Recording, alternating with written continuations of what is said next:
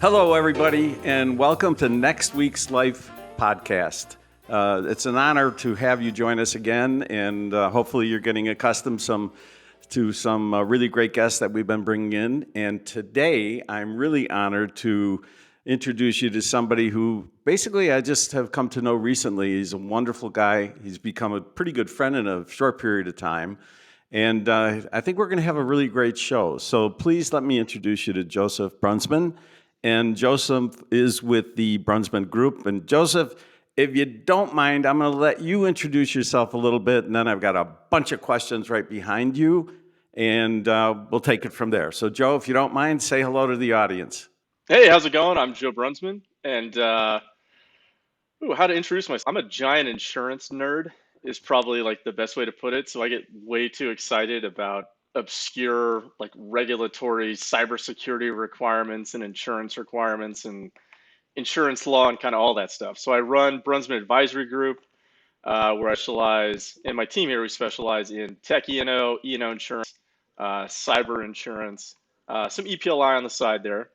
And let's see, I'm currently writing my fifth book on insurance. I've got about 12 or 14 some odd peer-reviewed magazine articles. I've written a bunch of courses for big international trade groups. And yeah, I'm really just a big insurance nerd at the end of the day. So if you want to talk about insurance or UFOs. Well, yeah, well, we're going to talk about UFOs now that we brought it up, but a couple of quick things for the audience. Joseph has had a stellar military career, Naval Academy, naval officer, so we got something in common. I actually got a DD-214 from the Navy, but he actually did a lot of stuff, so I just kind of skated by. But at the end of the day, we did do boot camp, and we did get a DD-214, right? That's right, yeah. So I started off as an IT and then had the privilege going to the Naval Academy after 3 years. As an IT guy, I got a bachelor's in robotics while I was there. So by far, the most fun I ever had in school. So, normally school for me, I'm not a super big fan. So I started skipping school in fourth grade and just going to the library to read about things that I thought were a little more interesting than, say, like the Scarlet Letter or whatever book was assigned. So I've been mostly kind of autodidactic my whole life. But then when I went to the academy, well, one, you actually can't skip school, or you're going to be marching tours and get demerits and stuff. But two, I got to play with robots and program robots and build them from scratch and kind of do all the engineering. So it's kind of this hodgepodge of hydro, thermo, mechie, double E, IT, comp sci, a bunch of like computer vision stuff and lasers, and that was awesome. That was by far the most fun I've had. Then I got my master's in cybersecurity law. Well, Joseph, a little bit more, if you will. But before we begin, I want to tell everyone that Joe's going to make insurance and cybersecurity very interesting and compelling. So over the course of the last few weeks or so, we've had a lot of conversations about some things that are happening in the marketplace and in the world. So we're going to come back to that because Joseph actually lives and breathes this stuff, and he brings excitement and passion to it, not to mention a little anxiety, which we'll talk about in a bit. But before we begin, I have to ask, so Joe, I ask everybody this question. What's your favorite Frank Sinatra song? Oh man, that is so hard. My grandmother loved Frank Sinatra, so I heard those albums all the time growing up. I don't even know if I could just narrow it down to like one song. Um, it'd be really hard. All right, Yeah. the clock's ticking. Pick one. Ah, Dee, dee, dee, dee, Frank dee. Sinatra You know, you get, song. Okay, yeah, Fly Me to the Moon. I'll go with Fly Me to the Moon. That's a classic. Like everybody loves that song. all So right, so I'll go with that one. that's perfect, Joseph, because we're going to be talking about UFOs somewhere between now and That's the end right. of this podcast. So fly me to the moon it is. And by the way, your grandmother liked Frank Sinatra, which means I could be your grandfather, which is a very painful segue. But so tell the audience a little bit more about your family, if you will. Kids, what's going on in your family life that might be of interest to everybody, and probably a little more insight into you. I have possibly the most patient wife on the planet. She pretty much like kind of keeps everything together and enables me to go off on these crazy tangents and, you know, sit in my home office if I need to till like 2 or 3 in the morning, like researching crazy cybersecurity law things. So she's awesome, and it's actually a great division of labor in the house because her background is in fine art with a master's in fashion design. And of course, you guys know my background, which is more technical stuff. So perfect division of labor in the house. So I think like most people, you know, like you first get married and, you know, everything's a joint decision. Um, and then one day I came home and there were like 17 shades of white on my wall. You know, like, and as a guy, I'm like, there's the color white and that's the color white and that's it. And she was like, which shade do you prefer? And I was like, it's not that I don't care. I just have nothing to add. Like, I'm not going to add any value here. Like, that's, you want me to mathematically define the structural stability of that wall? Like, I can do that. You want me to paint it to specifications? Like, I can do that. You want me to pick the color of white? That is far outside the bounds of, of my expertise. So it's a super division of labor. She's awesome. Her dad is also an academy grad. Um, so I actually met her while I was at the academy. And kind of a fun fact, so her maiden name is Elizabeth Hudson. I had actually already dated a different Elizabeth Hudson beforehand. And so all my friends were like super confused. And they were like, "Oh, you got back with the other one?" And I'm like, "No, it's a new one." And they're like, "Oh, you're a dirty liar. Like, what are you talking about?" And then it actually worked out perfectly. I have just two little scamps for sons. So I have a 3-year-old and a 5-year-old, Christian and William. My 5-year-old, like myself, is also obsessed with Brazilian Jiu Jitsu. And so I've got plenty of awesome little videos. So yeah, recently I've been probably spending way too much time reading Wikipedia, if anybody knows what that is. Wikipedia is like the encyclopedia of Star Wars. And so because my boys now love Star Wars, I'm answering a million Star Wars questions. So that's actually been kind of fun because you know, as a kid, like I loved Star Wars as well. Also into a bunch of Legos, and that's pretty much it. Like I really don't do much like work, family, jujitsu. That's pretty much my life, but I like it. It's fun. That's a good life. That's a good family. And yeah, I'm with you on the shades of white thing. I don't do well with stuff like that either. So let's talk a little bit. You know, one of the things that we keep encountering, and I think there's a huge differentiation. You know, in our industry, Joe, you have these worlds basically somehow not necessarily colliding, but merging, both on the IT side, the M&S side, and of course, copier print and everything affiliated with it. And it's become a very interesting few years. Obviously, we know about COVID and supply chain issues. But one of the biggest things that I think has jumped out in a huge way, you know, you're talking about thrusters burning here on full scale. But this whole issue of ransomware and, you know, how do you protect yourself, et cetera, et cetera. And then all of a sudden we run into, well, what are you doing with cyber insurance? And how do you manage that? And are you protecting your business, you know, your life's assets? And all of a sudden we started to learn things that frankly we didn't have answers for and led us to you. And obviously you've been a tremendous wealth of information and guidance. So how do you go, you know, your background is obviously insurance and I think some law, you know, capability as well, legal guidance, governance. So how do you go from that beautiful family of yours all of a sudden into the world that is pretty much, no pun intended, you know, from an insurance side, kind of exploding around us? And are we seeing something that's new to us as an industry, and you've been living it and doing all these things for years, and we're just catching up? Or is it a very explosive time, or a combination of therein?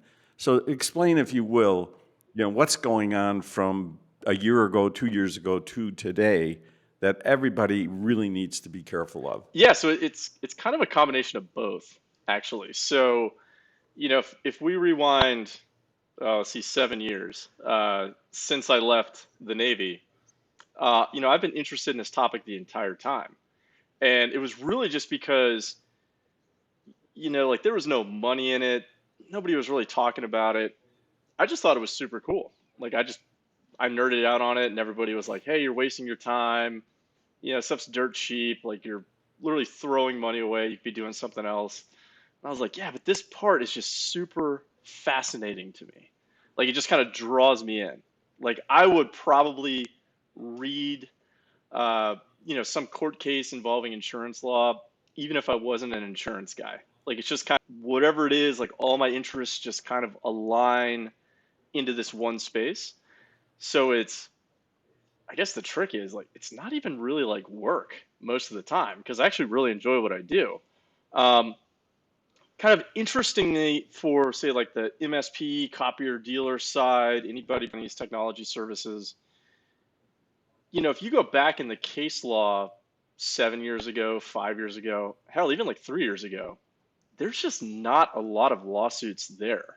And it doesn't mean that people weren't getting sued and then they settled before it ever went to court, but there just wasn't a lot there. And then suddenly we had kind of a whole bunch of things pile on at once, right? So you have rise in ransomware, rise in the value of cryptocurrencies. Suddenly you had the lockdowns, everybody's working from home. So the surface area for attacks just increased exponentially. And I think there was, and arguably I understand why, there's this big concern that, hey, we just got to keep the lights on. So if people can't work in the office, just do whatever you got to do to keep the information flowing. Security was kind of an afterthought. And so through all of this, it's been interesting to watch where just when the cybersecurity industry kind of got a handle on something, just when the insurance industry was kind of getting a handle on something, that's the precise moment where the bad guys pivot to some other type of attack, right? Before it used to be data breaches and ransomware was, it happened, but it wasn't as prevalent. Data breaches went down because people figured out, hey, we have to, let's say, like encrypt that information at rest so it doesn't fall within the auspices of most of these laws. So then they hit it with ransomware. And then ransomware started evolving. People are trying to get a handle on that. It's still really difficult. So then they said, okay, now we're going to hit you with ransomware. Now that you have backups, okay, that's great. We're also going to steal your information and extort you again. So like a double extortion. And then the next option that we were seeing was now I'm going to extort your clients personally. It's like a triple extortion event. And then it was, business email compromise. And it was just kind of all these things. So it just keeps rapidly evolving. And so it's a very dynamic industry. It's if I didn't like it so much, it would almost be maddening, just kind of like how fast paced that it really is. A lot of people presume that insurance companies actually know what they're doing. And that's not true in my experience at all. So insurance companies, as far as I've been able to figure out, kind of getting some of the inside baseball there, they're losing money hand over fist in cyber insurance. It was a whole bunch of venture capital money came in. All the insurance companies said, hey, if we don't offer this policy dirt cheap, some other insurance is going to come in and steal all the other traditional lines of business. So it's this like artificially deflated policy price with everything in the kitchen sink attached to it. So even up to maybe 2.5 years ago, I could easily get whatever I wanted on an insurance policy, and it was dirt cheap. And it was kind of fun because I could go in and I could look at all the various risk factors and say, hey, we need an extra $1 million here, maybe an extra like $2 or $3 million here, and we could throw on an excess here and kind of do all this stuff. Very few restrictions on the policy, very few declinations of coverage when claims came around. All of that is essentially flipped. So the good days of cyber insurance, as far as the end user is concerned, those are pretty much gone by this point. So they can, if I was planning out as a business owner and I had to get cyber insurance, kind of a couple of notions I think that they should keep in their mind. It's one, no matter what you do, it's going to get more expensive. like no matter what. It's just what it's going to be. Two, the availability of those coverage features and the limits you're going to get there, those are going to go down. Three, like the requirements as far as cybersecurity controls go, those are all going to go up because these insurance companies, insurance companies don't make money just paying out claims all the time, right? So they're trying to stem the bleeding there. And then fourth, there's going to, we'll probably chat about this, the exclusions are starting to come, like very serious exclusions. Yeah, and that's honestly that's the one thing that I mean you have a cornucopia of information, and it's all critically important to the success and protection of the assets. But that one really does surprise me. Some of the information that I've looked up myself, some of the information, of course, that you've recently shared with us, the exclusion just stunned me. The way it's written, and frankly, if I were going to sum it up for a dealer, anybody who's operating on a system that is not currently supported by the provider, you're pretty much at total risk. Is that the way I interpret that? It kind of makes sense, right? So if we think of this as what we call in the insurance industry as a moral hazard, where the insurance company's sitting there and they're going, okay, these people aren't updating their hardware or their software because it costs money, and that if something bad happens, they just have insurance for it. So why would they ever leave some legacy system when we're just the ones footing the bill when something goes wrong? And so it makes sense from the insurance company perspective that they're saying, hey, if you have hardware or software and it's no longer being supported, if some claim arises out of that hardware or software, so let's say server is no longer supported, you don't have patches for it, 0-day attack happens, you're just out of luck. Or let's say you have some timekeeping software, right? Like law firms are notorious for this, where they have, every 6 minutes of their time, it sounds like an awful way to live, but every 6 minutes of their time is accounted for when they're at work, and they got to bill somebody somewhere for that time. That's just an afterthought because, yeah, you could buy the newest software, but it fundamentally just kind of does the same thing that the old software does. And, these large organizations that could have potentially hundreds of different types of software on their system, it's like, who's keeping track of that? Who's making sure that it's updated? Even if, say, the executives know that that software is out of date, like, do they really even care? Because maybe they don't actually understand that there's a vulnerability there. Maybe their IT guy saying, "Hey, we need to do it," but it's awesome. It's a big issue. Yeah. It's and again, forgive my ignorance. I obviously I think this is a hugely important topic for our industry and others, but I'm kind of curious. When you go into a vulnerability test, so the insurance companies are going in there, they know, because of your background in it, that there are these exclusions. And before they actually provide the coverage, you're going to be doing a due diligence kind of forensics on the current vulnerabilities, either the hardware or the system, or it's supported or not. That's part of the process, right? Sort of. So most of what we see now, as far as some insurance company looking for vulnerability, that's all going to be external vulnerability scanning. And so there's really only so many ways to kind of cut that pie. No matter what the insurance companies tell you, they haven't really invented a better mousetrap. And so a lot of things they just have no insight into, right? So if that's a purely, maybe it's an internal system or it doesn't have an outward facing port, then they just wouldn't even know that that vulnerability exists. Really, the only people who are going to know that that's an issue in many cases are going to be the company's like internal IT team, if they even have one, right? Or potentially their external MSP, who's going to say like, "Hey, this is legacy stuff. You got to update it." So it's a difficult problem. So, yeah, so let me interrupt you just for 1 second. So you have the exclusion and it's identified and it very clearly says X, Y, and Z. Is that, how is that reviewed before the insurance is provided then? So could an insurance company hypothetically skip that part, and or would they never skip that part? The exclusionary part. So it kind of depends. One, it's going to depend on if the insurance company adds that in. The company would see that ideally in the quote, right, where there should be all the specimen policy forms attached to that quote. The real question then is, okay, who is reading that policy? Who is digging into those endorsements? And the biggest danger here, really at the end of the day, like we can talk about these exclusions, they're pretty much going to come no matter what, right? It's only a matter of time.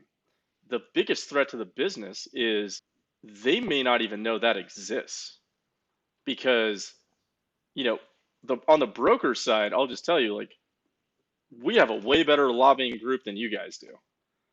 So what does that mean at the state level? That means, and this is going to sound crazy, generally speaking, there's no legal obligation for the insurance guy to even read what he's selling, nor is there any legal obligation for the insurance guy to even understand what he's selling, nor is there necessarily a legal Right. obligation to advise on the policy or provide alternatives or any of that stuff. Once you kind of start looking at the dynamic there, it's, the end business has to say, okay, one, is our insurance guy even looking at this stuff? Two, does he even understand it if he's looking at it? And then three, do the requisite parts of our organization even understand that that's in there? So like maybe, there could be a circumstance where I'm telling the CEO of a company, like, hey, this is what's in your policy. These are some of the things you need to watch out for. I have no control over whether that gets to, let's say, the head of HR or the CFO for cybercrime or the CISO for the cybersecurity. Like, so it's really organizations need to start understanding that cyber insurance impacts every facet of their organization. And so it's understanding, one, these things are going to come, so be looking out for them. And then two, if they arrive and you have no alternative, you need to make sure that the responsible parties, like the people most impacted by that, are actually understanding what's in that policy. And that's a hard nut to crack. Yeah, well, it sounds like an opportunity as well, for someone like yourself and other people who are in the business. One, I mentioned this to you, I think it was yesterday, and I had created this little focus group with people to talk about, cyber insurance and cybersecurity. The cybersecurity side, of course, most dealers in our business or IT companies, they feel very well equipped with what they're doing at the high end. Of course, at the lower end or beginning point, they're seeking and kind of urgently, desperately looking for more information on how to make money and grow the business. So all of that being said, this focus group, the one thing that really shocked me was the lack of communication between a CIO, COO, CFO, and even the CEO when we started talking about cyber insurance. And even it surfaced a number of things. Obviously, number one, they're not speaking to each other very often about these things. And the second thing was that the parameters for the people making the insurance decision may very well have allowed that person the authority to sign a contract that maybe it's 25,000 a month, let's say, and he's responsible for servers and all of that. But what he doesn't take into consideration are the exclusions and or the ROI, if I can say it that way, on a totally hacked down system and the risk associated with it. Is that pretty normal in your world? I'm looking at it from a dealer and distribution perspective. Is this normal? It is unfortunately way more common than you'd think. Well, I was just shocked, because the pretty consistent fact pattern was that the people responsible for the insurance were looking, like you said, at the hardware or some level of payout, that they thought was reasonable, and frankly, they're off the mark. And when you raise that conversation, it became a pretty contentious conversation within the group. Yeah, it's And that the PS to that is, it sounds like an opportunity to teach and provide better. yeah, and a lot of this actually comes about because despite my best pleadings, I can only do so much on my end. It's really up to the business because each facet of that business is going to have their own kind of like particular nightmare scenario. So And this comes into account when the policy is actually issued, and you only have the limits you have for that year. So, for example, most organizations, they have like one guy that fills out the cyber application, and then that's pretty much it. But that's not the way it should happen, because ideally what would happen is, let's say you have the CFO, right? And it's okay, what are the CFO's concerns? It's probably going to be some type of social engineering and cybercrime, right? So like that's their particular concern. That concern is different than what the head of HR is going to have. Maybe it's a data breach. Maybe it's employee monitoring, some claim arising out of that. That's different than the concern the CEO could have, who says, yeah, I'm not particularly worried about, let's say, a data breach or ransomware per se. It's the reputational harm that could befall my business if clients start leaving after some type of cyber event. So that's got to be taken into account. Then there's also kind of the IT side of the house, where it's, okay, what's your nightmare scenario? And maybe that guy's going, well, I don't really care about social security numbers because that's kind of the HR thing. But for us, maybe we have all these servers on prem. If those things get bricked, like, oh my God, that could cost $1 million, right? With all this hardware that we have, and we have to buy new software, and like, that's going to be my particular nightmare scenario. So you actually have to take every individual piece of that business, kind of put it together, and then say, okay, it's just as far as limits are concerned, okay, what's the biggest ticket item we're seeing here? Then from there, you have to kind of reach out to all those specific nightmare scenarios and say, okay, here's how this is insurable, or maybe it's not insurable at all, or maybe it's somewhere in between. And so that particular branch of the business has to go, okay, what other controls can we put in place to mitigate that particular threat, right? Understanding that maybe it's the CFO and they're sending out millions of dollars a day, and the most they can is, $250,000 for some type of like social engineering scheme. And I would just say that when people get this wrong, people get fired like all the time. And so it really behooves everybody in the business to sit down. Insurance is kind of, it's always been somebody else's problem, but this is really the part of insurance where everybody needs to get involved. So I have a couple follow-up questions here. So if we have hundreds of dealers, they're creating billions of dollars in revenue every single year. These are bright, very entrepreneurial, high integrity executives.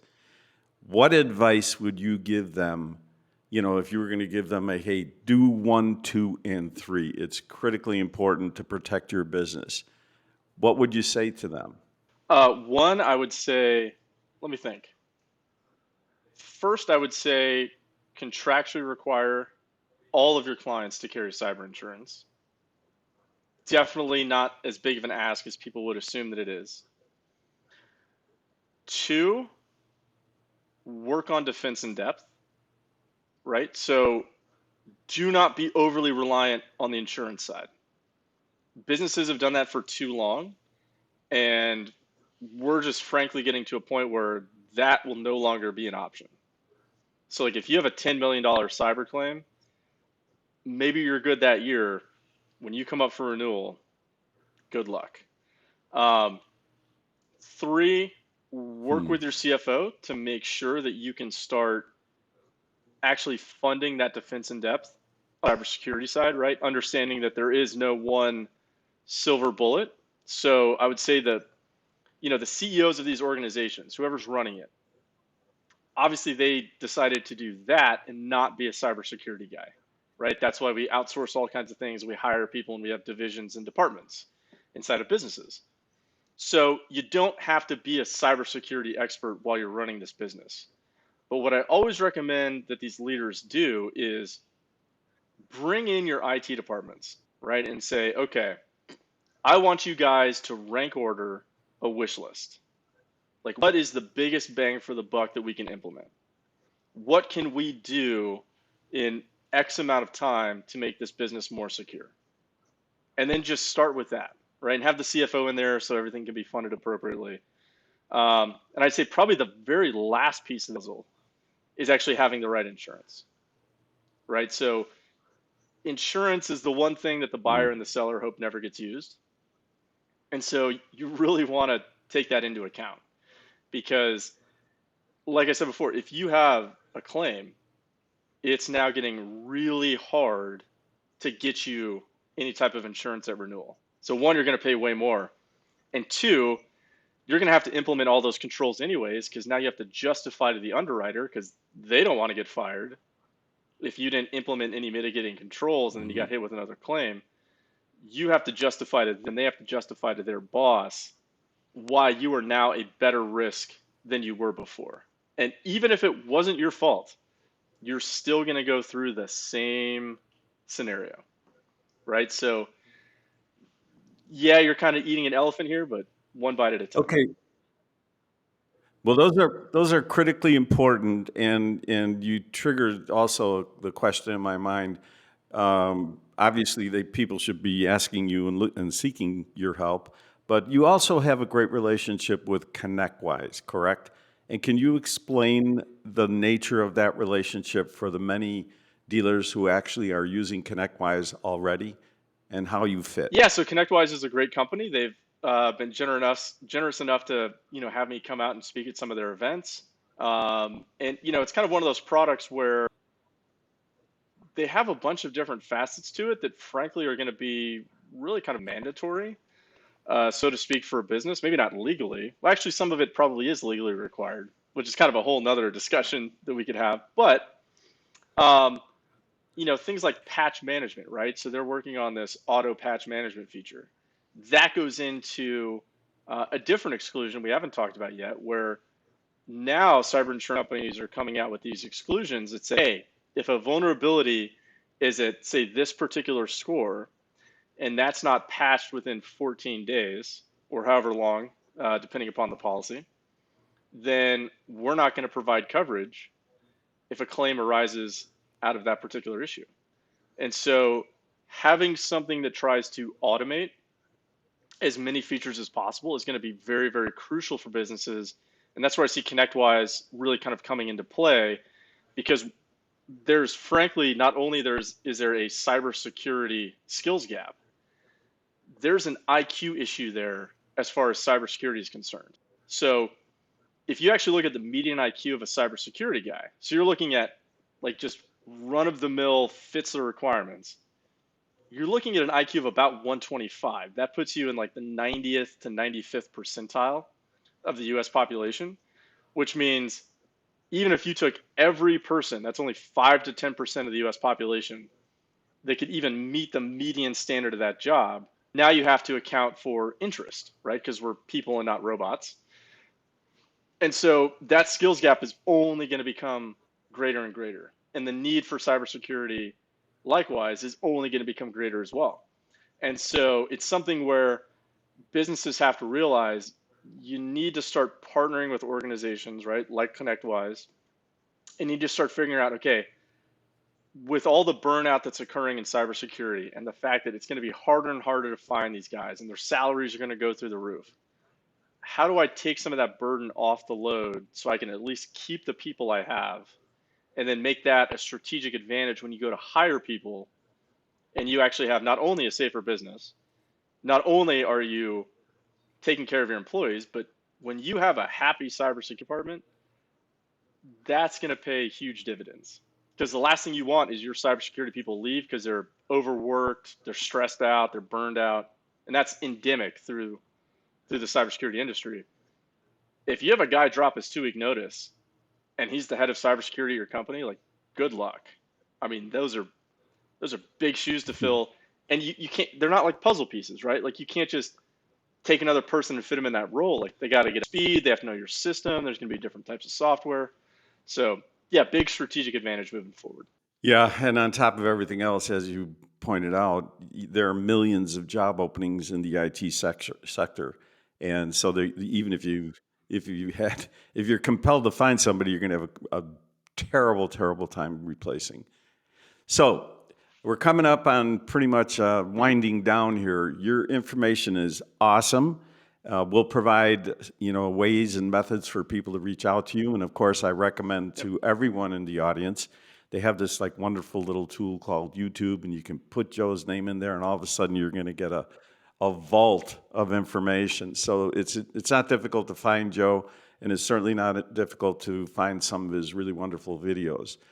And Joseph, basically what you shared here today is monumentally important and is going to save somebody some heartache someplace. So, for all of us, we thank you for, sharing that information time with Sure. us. Now, I'd like to close out with a couple of maybe fun thoughts because this is pretty serious business. But you're a Navy guy, officer. I was Navy. Um, there is nothing like watching a fighter land on a carrier in the middle of the night. And so you and it's magical. It's a mystery. I don't, and frankly, Mhm. you have to have a certain set of courage, if I can say it that way, to do that. And Top Gun's coming out. So you mentioned before, having been on an aircraft carrier in the middle of the night and Oh looking yeah. out in the darkness and hoping that you were going to see one day a UFO. So are you a UFO believer? And did you ever see one? So I never saw a UFO. Unfortunately, I spent many a night in the pilot house on the deck of a warship, just staring into the darkness. Just like, man, if I could just see one UFO, that would totally make this worth. Never saw anything, unfortunately. As far as believing, um, I will say this: I really enjoy conspiracy theories from the at. Not that I necessarily believe in them, but I really enjoy thinking about how people think about conspiracy theories, right? And trying to dissect and try and see, okay, is there some huge leap in logic here, right? Like, did aliens build, let's say, the pyramids? That seems like a pretty big leap of logic. I don't think we give our ancestors the credit they're really due. Um, I'm sure there was some equivalent of like an Isaac Newton thousands of years ago, right? They could have figured out all of this math and geometry and actually made this thing happen. Just like I'm sure thousands of years from now, people will think like, those humans, they were so dumb back then. How did they not just magically understand nuclear fusion, right? Or energy or whatever, whatever. As far as the UFOs are concerned, that's an interesting topic because I've always just kind of like dabbled in it because I thought it was fun and interesting. Actually, the whole Tic Tac UFO that came out, Kim Fravor is also a Naval Academy grad like myself. He has, I believe, a bachelor's and a master's in aerospace engineering. And kind of the way that the system, there's only a couple ways to kind of dissect what's going on. So the way that we work in an operational level is everybody kind of has their box to do something. So that even goes down to, hey, in the middle of the night when you're waiting to pull into port, like you have this box of coordinates. Thou shalt not leave the box, or the captain will get a very angry phone call from some admiral somewhere. So to think that that's, say, our technology getting that close to our assets would be highly unlikely, right? Because you have multi-million dollar fighter jets, you pour millions of dollars into training these guys. I just find it highly unlikely that we would put our own assets in that close of proximity to something that would be effectively defying the laws of physics and would be classified to a level that people probably can't even comprehend. So I'm like, I don't think it's our stuff. I also don't think that it would necessarily be anything owned by a foreign adversary because either A, this is like the biggest intelligence failure ever, that some nation state peer has figured out how to defy the laws of physics. I mean, that would just be ridiculous. Now be careful because you're tainting my enthusiasm for Close Encounters of a Third Kind. Greatest movie of all time. So you don't tell me that can't be true. Well, I mean, I think honestly, I think the most logical answer Yeah. is that when you kind of strip everything away and you go, okay, people have been reporting these things for what, 50, 60 years? Like Foo Fighters, originally those were like the UFOs of World War II, and then Dave Grohl stole that name for his band. So I'm like, I don't think that, obviously Russia didn't have that technology back during World War II. Germany definitely didn't have it. China, they definitely didn't have it. So I'm like, I think when you look at it logically, the most logical explanation actually is an alien. Now, whether it's manned or unmanned, different story. But like we do not possess. I mean, we have cool stuff in the military, and I had a top secret clearance, and I saw some cool stuff. Um, Also, one of my jobs, I was collateral duty was an intelligence officer for my ship, right? So I got clued into like the FBI daily briefing and NSA stuff and CIA and like the president's daily briefing. This stuff is like so far beyond what we could do. Like you would have to manipulate space time to pull off these type of maneuvers. Like I just don't think we have it. So honestly, I think the most logical end when you think about it is it has to be something alien. Well, we're hitting a hard stop, and you know what? That's a really interesting conclusion, or not even a conclusion, but certainly an opportunity to bring clarity to it. I mean, we live here in Phoenix. One of the most famous UFO sightings in the world was here, called Phoenix Lights. So it's kind of fun to be Mm-hmm. thinking about it. And I've actually met people who claim they saw it. They were there on the rooftop looking at it. So it's kind of fun conversation and a great way to end this particular podcast. Obviously, Joseph, we thank you. The audience thanks you. And Mm-hmm. I think you said fly me to the moon. So fly me to the moon. Away we go. And here's the thing, wouldn't it be so cool if they actually were aliens? And you could be like, I want to go visit like Alpha Centauri for spring break, right? And you could just like zip off, or you could do, I mean, it'd be so cool. Like every science, like I still am like a huge science fiction nerd. I'm like, man, you could go across the entire universe. You could see all of these amazing things, like a whole planet that's just solid gold, a whole planet that's just a giant diamond. You could see, the big dot on Jupiter up close. Like you could do all kinds of cool stuff. I think it'd be awesome. So I'm like, part of me wishes it's true. Yeah. Well, I believe somewhere in there it's probably true, and we'll end up seeing it. I think they just released documents for UFO today or yesterday. But Hmm. that enthusiasm and excitement that you just talked about, future, I live it. We were just talking about going from landlines, radio to TV to, I mean, that kind of excitement and enthusiasm for life. Don't ever lose it. And that's my best advice to everyone that listens to your podcast today, because you're genuine. You have an authentic Oh, excitement thank you. and eagerness, and it comes across. And the fact that you look like Ben Affleck is a bonus. So Thank you. Thank you. so, so I'll leave it there, because I think you and I could probably talk for hours about some of this stuff. We didn't even touch on the technical side as much as we should have. So maybe we'll have to have a Rev 2. But Joseph, I thank you very much. It's been a pure pleasure. I look forward to talking to you again. All right. Pleasure, guys. Good with you.